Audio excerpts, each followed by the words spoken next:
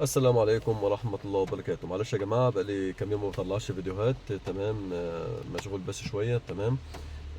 فلما بيكون عندي الفرصة بطلع واتكلم معاكم واقول لكم اللي انتوا الأسئلة اللي انتوا بتستفسروا عنها، يعني برد عليكم فيها.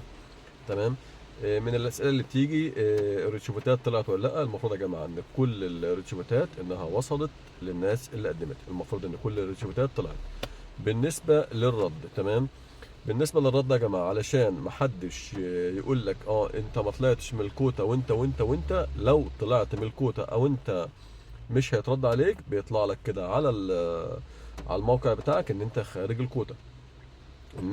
الكوتا.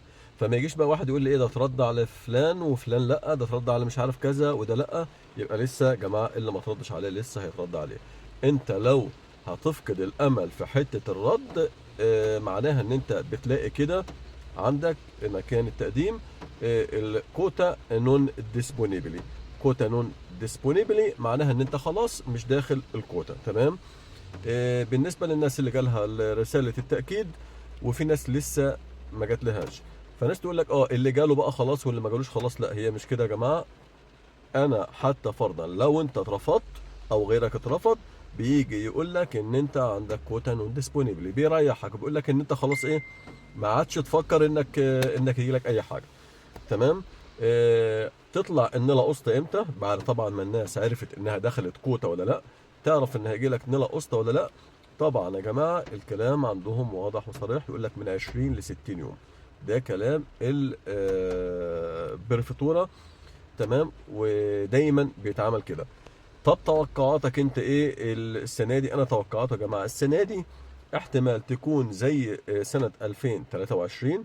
ان شاء الله يكون الرد بسرعه، اللي هو اقل من 40 يوم هيكون كله مع النلا قسط ان شاء الله. طب انت توقعت كده ليه؟ انا توقعت كده لان طبعا النظام المره دي يختلف عن كل مره. تمام. والمره دي منظمه شويه، والمره دي العدد اقل من كل سنه. تمام. فبالنسبه لهم ان هم يكنتروا او يشوفوا او يقدروا يسيطروا على العدد اللي مقدم كله، الموضوع بالنسبه لهم اسهل من كل مره. فعلشان كده انا كمحمد توقعاتي ان شاء الله هيكون الرد في اسرع ما يمكن. يعني لازم استنى ال 40 يوم او مثلا ال 20 يوم؟ لا هو ممكن يكون الاسبوع الجاي. انا بقول يعني ايه، في خلال كذا. تمام. يعني ممكن الاثنين، او ممكن الاثنين يردوا عليك، ممكن ثلاثة يردوا عليك، الاربعة يرد عليك. بس انا من باب خبرتي من باب خبرتي الاسبوع الجاي ممكن يعدوه، وان القسطة تبقى ابتداء من الاسبوع اللي بعده. من باب خبرتي ليه بقى؟ علشان يبداوا يكملوا الرد على بقية الناس، ويعرفوا الناس اللي دخلت في العدد او ما دخلتش العدد. تمام. اللي هي الكوتا نون ديسبونيبل معناها ان انت خارج العدد.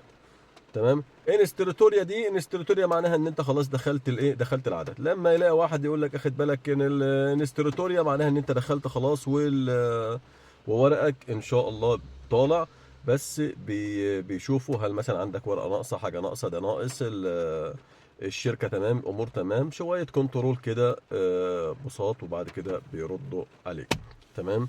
قلت اطلع اقول للناس واعرف الناس، وان شاء الله باذن الله لو في اي حاجه زي ما عودتكم ان شاء الله اسالوني وانا ارد عليكم فيديو تاني باذن الله. والسلام عليكم ورحمه الله وبركاته.